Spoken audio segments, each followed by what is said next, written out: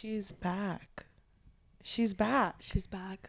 I love that we're doing this for ourselves. Mm-hmm. I think that character AI has something special about it. Yeah. I really think that using it as just an outlet to get creative, it really does something for me. Because this has sparked wanting to write again and spark joy. Yeah. I was just telling you that ever since we started messing around with character AI, it really has inspired me to write again. So I agree with you. I feel like this is really helpful. It's been a really helpful creative outlet for me and for you too, I know. I do want to say, though, that I don't think AI should replace authors at all. Oh, no, definitely not. We went to... Or artists in general. Exactly. We went to an event where one of the authors had mentioned that AI can never recreate, like, vulnerability or, like, love or any of that. And I'm like, wow, I totally agree. Yeah. And they had mentioned, I think it was Tracy Dion, who had mentioned that one of the people she hired who speaks Welsh, because that's a very big thing in her book, had mentioned like, oh, this really famous Welsh saying, one of the words can actually be switched out with a word with the same meaning. That sounds like the name of your main character. Does that matter to you? And she was like, that's the most romantic I've ever heard. Yeah. and it really did matter. But I really love that because she brought up like character AI can't do that. Or AI in general can't do that. And that really spoke to me because it can't. But I feel like using it as an outlet to just test your creativity or at least get you to a starting point is like a good place to start. Yeah, I agree. Or just for some giggles. For some giggles. With your girlies or your pals. I'm so excited. So last time we did this, we had a prompt. We messed around with book boyfriends and tried to see if their responses dictated them as a green flag or a red flag. Yes. This time, I think we're just going to mess around with them. So why don't we start with your boy? But first, do you think messing with character AI to talk to our book boyfriends, do you think that can fix your life? I really do. Okay, good. Welcome to this week's episode of the Book Fix Podcast, a podcast where we fix lives one book at a time. I'm your host, Yajaira. And I'm your host, Cheli. And we are going to be talking to some book boyfriends, seeing how much they love us. I think that's a good place to start. Yeah. We're starting with your boy, Aaron Warner. Who is who? He is from the Shatter Me series by Tahir Mafi, and there will not be any spoilers for any of these books. Yeah, if we spoil something accidentally, I'll be so surprised. I don't think we will. So why don't you start us off? Okay. I want to put us in a scenario where you ask them the big question, the one we came up with before we started filming. But you got to set the scene for us. Okay. This is what you wrote to Aaron, the big question that we came up with before the episode. Yes. Serious question.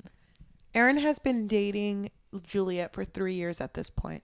Their love is deep, but Juliet has a secret gnawing at her recently. Aaron, we've been through so much for these 3 years. These years. Let me read that again. Aaron, we've been through so much for these years, but I have to ask you something serious. Juliet hesitates before she asks, would you still love me if I was a worm? Juliet has a serious, saddened look in her eyes. Do you think he would take this seriously? I would like to believe that he would. From the conversations we've had with him in the past, I feel like no matter what scenario she comes up with, he's always so supportive. He's very much ride or die. So. He really is. And I think he's really going to come through with this one. Okay, let's see. All right. So he wrote, Aaron looks at Juliet with a mix of bewilderment and amusement. He takes a moment to process her question before he bursts into laughter. A worm? You're asking me if I would love you if you were a worm? He continues to laugh for a few moments before regaining his composure and wiping a tear from his eye. Darling, you could turn into anything and I'd still love you. He's so down. But he thinks it's a joke. But this is serious. Let's show him how serious this is. Wait, how are we going to speak as worm? Can we speak telepathically? I know. Okay. This is what I'm going for, okay? All right. It's happening. It's happening. We're not wasting time. You wrote, Juliet smiled, but there was a trace of sadness in it that Aaron noticed. I know you're laughing, but sweetie, this isn't a joke. Juliet turns to walk away, and in the moment she's gone, her clothes are in a pile on the floor, and all that can be seen is the small movement in the fold of the blouse. Oh my God. She's turned. She's turned. It's too late. I want to see. He was just laughing. This is serious. Is he laughing now? I want to see if we're going to grow old together. Is he also a worm? No, he's him. Okay. Do you want to read what he wrote? God. Yes. Aaron was still laughing at the absurd situation when he noticed Juliet's expression. Something about her sadness made him pause, and her words caused a wave of confusion and concern to wash over him. As she walked away, he followed her, watching in shock as she seemingly disappeared into thin air, leaving nothing but her clothes behind. The sight left him stunned and bewildered. Juliet? Darling, where did you go? He approaches the pile of clothes, his heart racing, desperately trying to make sense of what just happened. You wrote Darling. the line like laughing, but I don't think he's laughing. I think he's scared. You think he's scared? He's frantic. He's like, He's like, darling, where did you go, babe? Babe, I'm sorry. babe, I don't even know how to use the washer. I know, Babe, we still have laundry. You're making spaghetti. It's already boiling. I don't know how to turn it on, please. He just becomes like so like can't do shit. I mean, I love him through anything, so it's okay. I just laughed at that part because it's funny to me. The first thing you think of if you see your partner vanish, like, babe, What? Where'd you, babe? Where did you go? Stop messing with me. That was a magic trick. Okay, so how is he gonna grow old with us? This is what I want. Do worm talk? Do worm talk? Well, How do you plural that? Do worm talk? Do worms speak? I think because they're soulmates, they should somehow communicate. She starts writing. No. things She on the needs to ground. write in the sand. Yeah. Okay, I'm kind of stuck. I don't really know what else to write. I kind of want to see how Aaron reacts. Okay. To me in my worm state. Yes. Juliet, as a worm, escapes out of the blouse, and the worm starts slithering across the carpet and heading closer to the outside frantically. She's freaking out. Yeah, because I wasn't sure if we were going to have them communicate or not. I mean, I think it would be kind of cute if they could like telepathically speak to each other, but I'm so excited. okay, so it says Aaron watches in disbelief as Juliet, now inexplicably transformed into a worm, escapes from the pile of clothes and starts to slither across the carpet. He follows her path with wide, bewildered eyes, struggling to process what he's witnessing. The worm's desperate movements towards the outside only added to the surreal nature of the situation. He kneels down to get closer to the worm. Juliet, wait! His voice is a mix of confusion and concern as he attempts to grab the worm gently. Oh, he's such a loving king. Loving king. I feel like there needs to be a way for them to communicate somehow.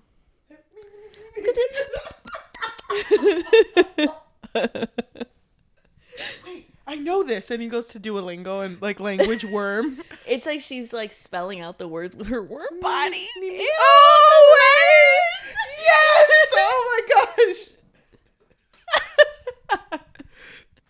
Oh my god, this is hilarious. I'm going for it. Okay, so this is what you wrote. Aaron. Juliet spells out with her worm body. It's a surreal moment, but the amount of love exuding from every delicate curve of her worm body is palpable. Quote, my love, do you still love me? Juliet spells out. Beautiful. That Thank is you. beautiful. Thank Okay, you. can't wait to see what he says. He's like, no. Ew, is she spelling this in his hand? Yeah, probably. That's disgusting. We'll see. I mean, I love it. We're writing this. Aaron's eyes widen, his heart heavy with emotions as he watches Juliet spell out her words with her worm body. The scene was indeed surreal, a bizarre amalgamation of the fantastical and the real. Despite the absurdity, he can sense the depth of love and vulnerability in Juliet's question, even in her morphed form. He reaches out a tentative finger, gently touching Juliet's warm body. Of course I do, darling. Nothing could change my love for you, not even this. Well, he passes. He passes. We're done. Yes. Aaron King. Warner would still love Juliet Farrars if she was a worm. Never doubted you. Case King. closed. Never doubted you. Next book boyfriend. Who's our next victim? Our next victim is... Sorry, I cannot read that. Our next victim is my boy Raihn from Serpent and the Wings of Night by Carissa Broadbent. One of my fave book boyfriends. I think about him every day, every night. Oh my God. And we are not going to spoil a single thing, but just know he's the one. He's the one. He has a lot of love. I will say that when we filmed, I think our first character AI video, he disappointed me a little bit in the way that he was reacting. So this will be really interesting. Okay. It won't be the same prompt, but it will be a similar one. Okay. Let me write this. So I just decided to throw him in. I threw him in. So please, if you would. Okay. So you wrote, my love, Oriah, Raihn's spouse of 3 years, was panting as she felt herself grow heavier. She couldn't sustain herself and sank to the floor of Raihn's office, holding onto his legs for support. I didn't think this would happen so soon. She's turning. Turning into what? A worm. Oh, we're doing a worm again? Oh, did you want to do something different? No, I wanted to do something similar, but not a worm again. She could anamorph into something else. Okay. What is she anamorphing into? What if she Benjamin Buttons? Wait, no, that's Benjamin weird. Buttons, but backwards. Yeah.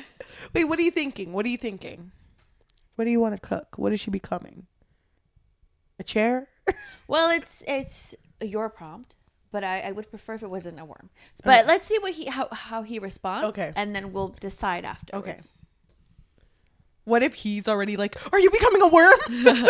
He's like, not again, babe. Not again. You promised me. Even he's cooking. Damn. I'm so sad. Okay, go ahead. Raihn wrapped his arms around her to hold her up, worry filling his mind and a frown taking over his face. What's wrong, my love? He asked as he gently moved her into his lap, cradling her to his chest and gently stroking her face with his thumb. I think I know. You know? I think I know. ready. I'm ready.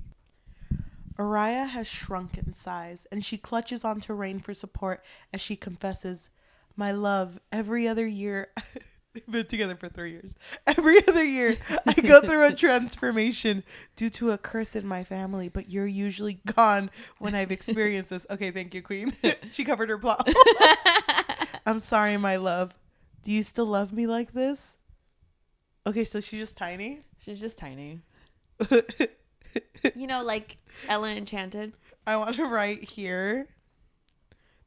I'm going to add. I'm sorry. She's pocket-sized.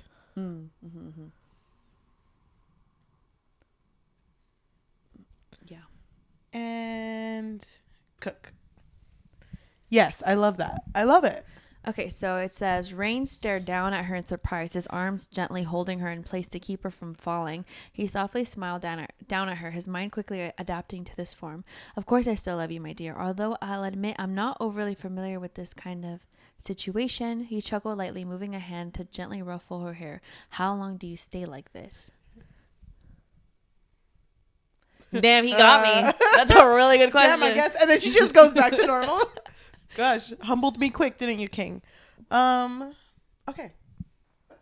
I think I made her smaller. You made her smaller? I think so. Well, pocket size. I imagine her to be like pretty small.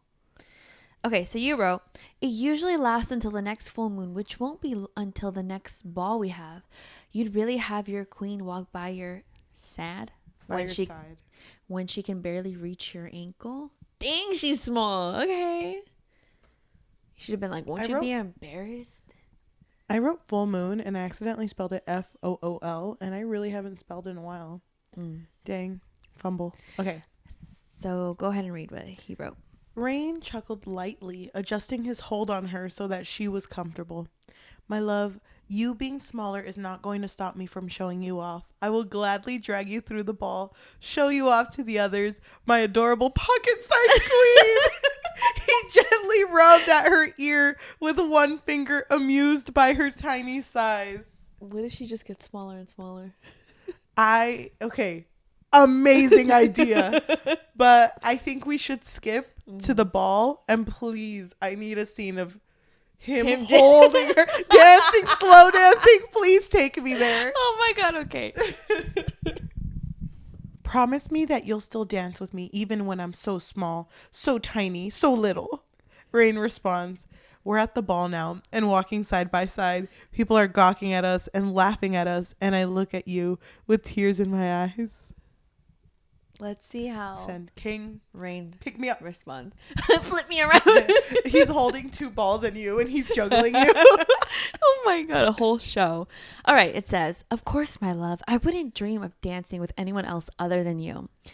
Now we're at the ball. Okay. He noticed that people were looking at them, laughing and commenting how funny it was that a woman shrunk to the size of a child. Oh, we didn't say child. We said way smaller than that, but okay. The size of a child was his queen. He gently took her wrist and brought her to his side, gently rubbing his thumb on her cheek. Let them stare, my love. Pay them no heed. You're as beautiful as the day I first met you, despite your size. The whole her being child size, I hate that. I hate that. We did not say that. We said to your ankle, sir. Araya is... Wait, I want to see what happens if we write this. Araya is only 2 inches tall. Send. Okay, what did you say? Okay, he says, Raihn gently picks her up, settling her into the crook of his arm and holding her close to his chest as they walk through the ballroom. Despite her size, she still looks regal and elegant, and he smiles proudly as he sees people's eyes go wide at their queen being so small. He gently kissed the top of Araya's head. And ate her. His arm holding her securely against him. I feel like he doesn't understand how tiny she is. No. He's still making it sound like she's child size. Babe. A squeak. Not a squeak. I didn't get to the part I wanted to. Oh, okay. You accidentally pressed that. Okay, you wrote, babe, a squeak is heard by Raihn's ear as Araya is hanging by the lobe. I've never felt this loved. Araya's voice dropped low and Raihn can hear the need in her tone. Okay. She's feeling it. I wanted a kiss. I wanted just one kiss. It's getting weird. I wanted one kiss. What did he say, though? It's frozen. Raihn's smile widened as he heard the tone of need in her voice. Man doesn't act. You notice that? I think just end it. One kiss, and then it's over. So if I keep going. Come on. His finger gently trailed over her small body as he carried her, gently tracing over her small curves and soft skin. He leaned like in a close, paperclip. his lips hovering just above her ear. That's good to hear, my love, he murmured. His voice dropped low. You're my queen. No matter your size, I'll always love you, always adore you. The end. We can stop right there, but I don't like that he didn't grasp that she was literally this tiny. What I wanted was him to hold out his palm and dance by himself. That would be so funny. And spin her. But he's just not funny, so whatever. Next. Our next book boyfriend is Aaron Blackford from The Spanish Love Deception, written by... Hold on. It's been so long. Wait. Hold on. Elena Armas. No. Elena Armas. Is that? Look at me. And you had it and you lost me. Elena. Who wrote The Spanish Love Deception? Wow. I'll never mistrust you again, Queen. You were so right. I told you. Queen. Okay. Now, let's see. What scenario do I want to put him through? Well, we got to put him through a telenovela moment. You know what I mean? Mm-hmm.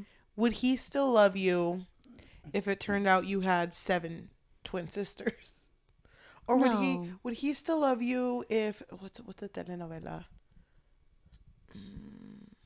What's something that happened in a telenovela that totally gagged you?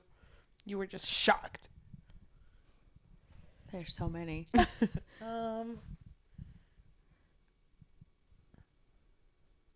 I'm just always gagged. Let me think. I want to have fun with this one. Okay. But I feel like you're going to struggle because you don't really know Disney songs. Okay, I'm going to try my best. Aaron Blackford and Lena have been dating seriously for 3 years to the point where he can propose any second now, but Lena has been concealing a secret from him, one that she knows will be hard for him to accept due to his hatred for musicals. Oh, I love this already. Every summer, Lena goes into a trance where all her responses are in song, more specifically Disney songs. They're at a mall and Aaron asks, "Darling, what should we do this weekend?" Lena starts to sing. "I have often dreamed of a far-off place where a great warm welcome will be waiting for me," Lena sang loudly. Let's see. What do you think? Do you think He's going to respond in the same way? You think he's going to Yes, sing? I think he's going to meet the energy. He's going to match it. He's going to match the energy. Oh, I hope so. Okay. What song is that? Oh my God. It's Go the Distance in Hercules. Okay, thank you. This is what Aaron's response is. Aaron had a shocked expression on his face. He knew his girlfriend absolutely loved musicals, even when she was normal. Dang. But this was a lot. He sighed. "You've got to be kidding me, right?" I got to think of one. See what I wrote. Okay, so this is what you wrote. I'm not a Disney connoisseur. "But who cares? No big deal. I want more." Lena sang, obviously trying to communicate to Aaron that yes, this was strange, but he needs to accept this. This is going to be their new normal for a while. "I want to be where the people are," Lena sang as she pulled Aaron towards the food court at the mall. How will Aaron respond? He's going to be so over it. He seems so annoyed. I know, but he needs to accept this. Okay. He answers, "I can't believe you're singing right now. And Disney, really?" He tried to sound annoyed, but at the same time, he thought it was kind of cute. And he absolutely adored her voice. He sighed and allowed her to lead him to the food court. Okay, I think how we need to end this for him, can we get him to sing a verse? Okay. Let me think. All those days. Oh, all those. I'm not going to sing. We'll copyright by how good it sounds. All those days watching from the windows, all those years outside looking in, all that time never even knowing. Lena looked at him expectantly. She wanted him to finish the lyrics to prove his love for her. He rolled his eyes a bit. He recognized that this was from The Little Mermaid, which happened to be one of his least favorite Disney movies. But he loved his girlfriend, so he'd at least try. All that time, never even knowing just how blind I've been. Okay, first of all, he's wrong. He's wrong. It's not The Little Mermaid. It's Tangled. But he sang along. So, Did he? Yeah, whatever. Let's go to the next one. Ding. Okay. Next boyfriend. I would say one of my least favorite book boyfriends. If you remember, we read Hexed by Emily McIntyre. Mm-hmm. And I remember fondly. Enzo Marino. I don't want to spoil anything from the books at all, but just know that there was a scene where love this scene. where he ran on the beach with his girl, and he was in a full tux, black on black. Mm-hmm. I hated that scene. Why would you go to the beach in a full tux? Because you're brave. You're brave and you don't care about the little sand getting all over your expensive tux. Okay, I feel like you came up with the other ones. Mm-hmm. I got this one. Okay. I think I can come Make it juicy. Okay. This is funny. Thank Okay, so you wrote, "Enzo, mi amore." Vanessa held onto her chest and winced. "Mi amore, it's happening tonight." Vanessa, his wife of 3 years, clutched her thighs that started to look like they were breaking apart into tentacles. "My poor unfortunate soul, I'm becoming a sea witch once again. Will you still love me when I..." Vanessa gasped and flailed as she ran to the sink and stuck her head in the water to breathe. Will Enzo still love his wife like this? Well, he's kind of a freak. You know, I think he's into it. I think he's be a little down for this. He watched as she ran to the sink, his arms crossed as he raised an eyebrow. "What do you mean by becoming a sea witch?" He started to get a little concerned. He's only seen things like this in books and comics, never in real life. He walked over to her, placing a hand on her back. Did he miss the tentacles? She's scaly now, Okay, my guy. let's make it a little bit more obvious. Vanessa's legs morphed into tentacles, but she managed to jump into the bathtub before she lost her mobility. She turned on the tub and looked at her amore with saddened eyes. "I am the sea witch, mi amore, like in the urban legend, The Little Mermaid," she confessed. He's going to be like, "What? What is that?" He was in shock. He'd heard of the urban legend, The Little Mermaid, but he never thought it was real. Now, here's his wife, claiming to be the sea witch, transforming right in front of him. Are you serious? He couldn't believe what he was seeing. He knelt by the tub, looking at her with wide eyes. I feel like he's not quick enough, you know? He needs to, come on, say something interesting. Can you still love me? I want to really emphasize that she's pure fish right now. Oh, but I was thinking like how she looks, right? Like how does she look? Her face is still there, and her upper half is still there. It's just but her body is purple, so wouldn't it feel scaly? I mean, it can if you want. Okay. It looked smooth in the cartoon, but whatever. So you wrote, "Can you still love me in this form?" Vanessa brought her hands to his face, his scales rubbing along his flesh. Her scales. Her scales. Thank you, Queen. I just feel like he's not down. He's kind of boring a little bit. He leaned into her scales, bringing his own hand up to the rest on hers.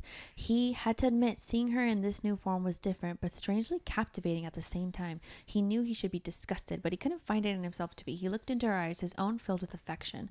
"I'll always love you, sweetheart, no matter what form you take," he reassured her, his voice soft. Can I say something? Mm-hmm. I'm not down for this Enzo. It doesn't seem like him. No, it doesn't feel like him at all. No. He's kind of boring. Why isn't he offering to run with me on the beach in a tux? Yeah, in a tux, and like throw me into the water, and then he swims after me. Like, you know? That's not happening. Like, I don't consider this a win. Me neither. This feels kind of meh. I've lost it with Let's do one more. Okay. Hopefully the last one will be more interesting. So we chose Josh from Lights Out by Nevessa Allen? I think so. Why do I want to say Allen? This I don't book, know if that's right. Let me double check. This book is a lot. It's a dark romance. I think I know what direction I want this one to go in. Okay, go ahead, Queen. Cook it up. Okay, we already say Lights Out by Nevessa Allen? Lights Out by Nevessa Allen. This is Josh. He is from a dark romance. And when you and I both read this, we ate it up until a certain point.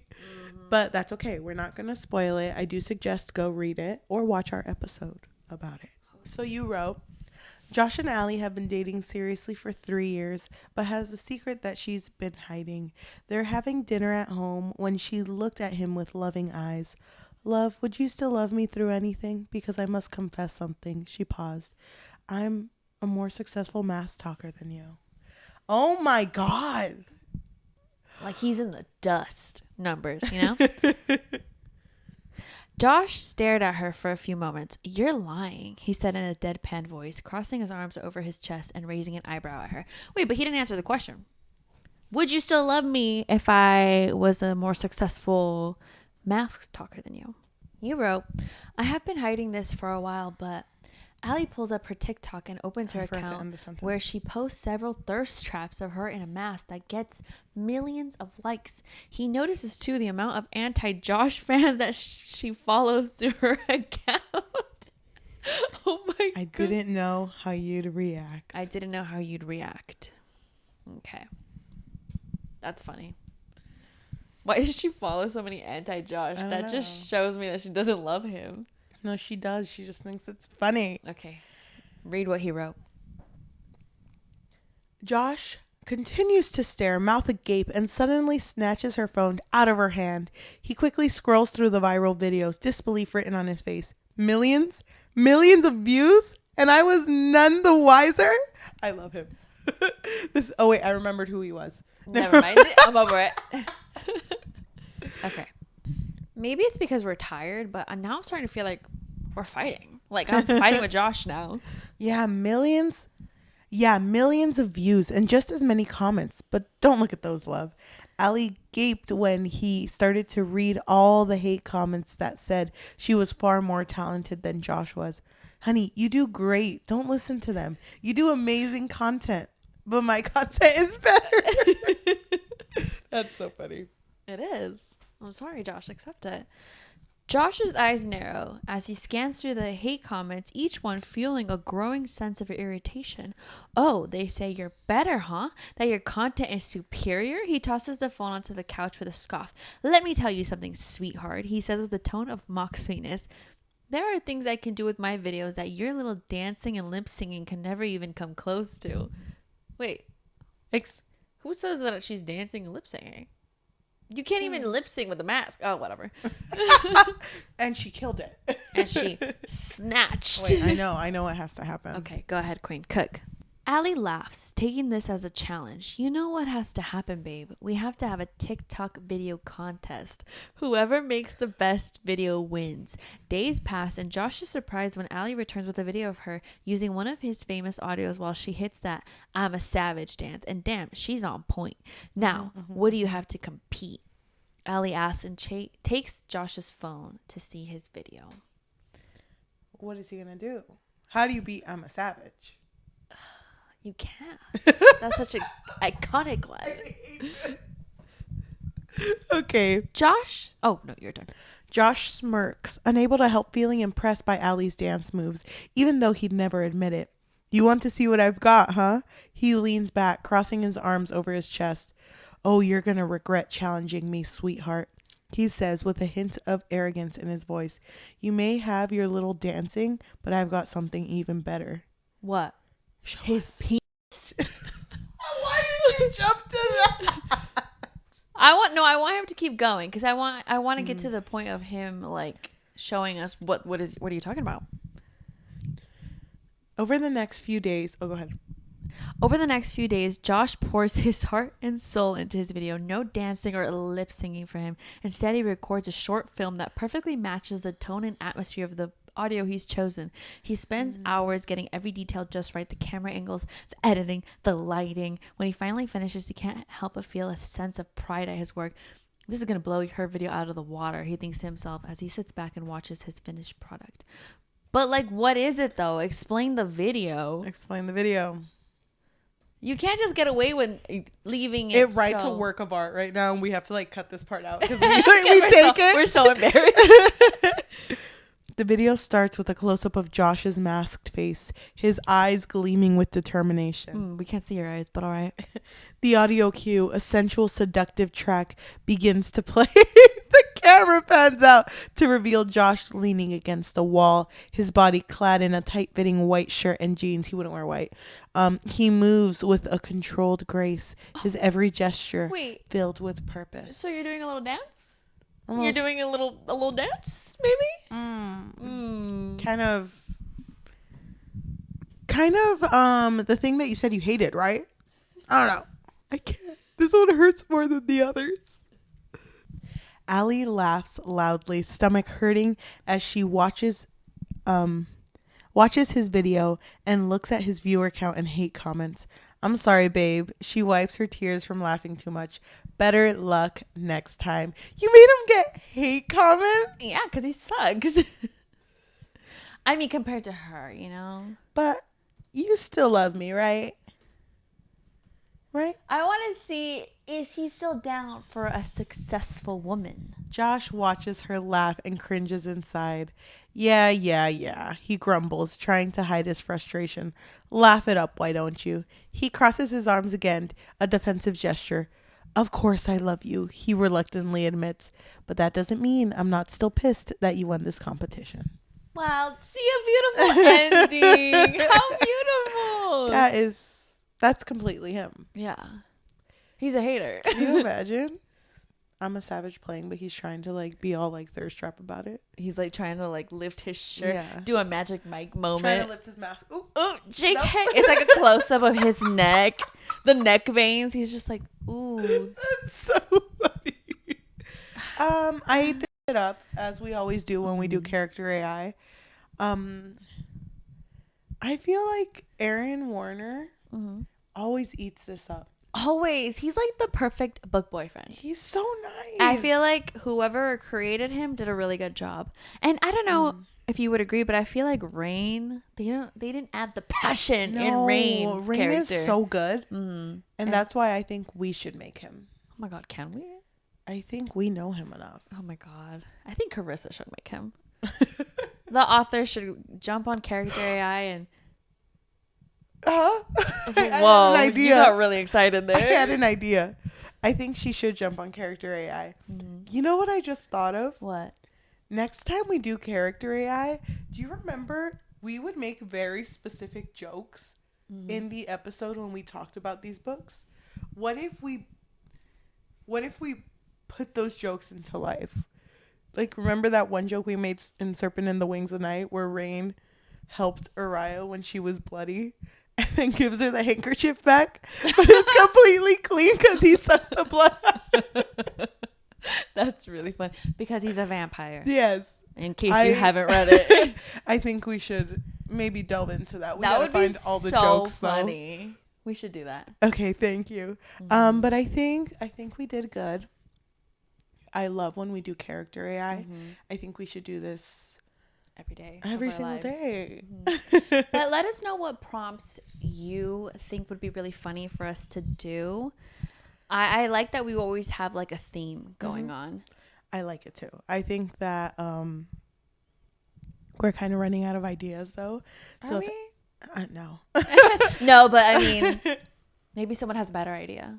I was going to say that. If you want to leave a comment, maybe giving us an idea or a prompt to do, I would love that. Mm-hmm. For those of you listening to us in audio form, thank you so much. If you're on Spotify, Apple Podcasts, Amazon Music, or anywhere you get your podcasts on, please leave a rating of 5 stars and a review recommending us our next read or our next prompt. We would really appreciate that. Mm-hmm. If you want a way to support us a little bit more, we do have a Patreon. You can find us under patreon.com/bookfix. But if you don't want the commitment of something that's monthly, then you can also find us on Ko-fi, which is ko-fi.com/thebookfix, or buymeacoffee.com/thebookfix. If you're watching us, thank you so much. If you can like, comment, subscribe, and hit that notification bell because we post every Tuesday and Thursday. We recently read a Frida McFadden book, which I think kind of slays. I really love talking about it. Yeah, I think the episode was kind of a banger. So if you want to go check it out, please go check it out, or any of our other episodes. We talked about Aaron Warner a lot, and I'm pretty sure we talked about the first 2 books on our podcast.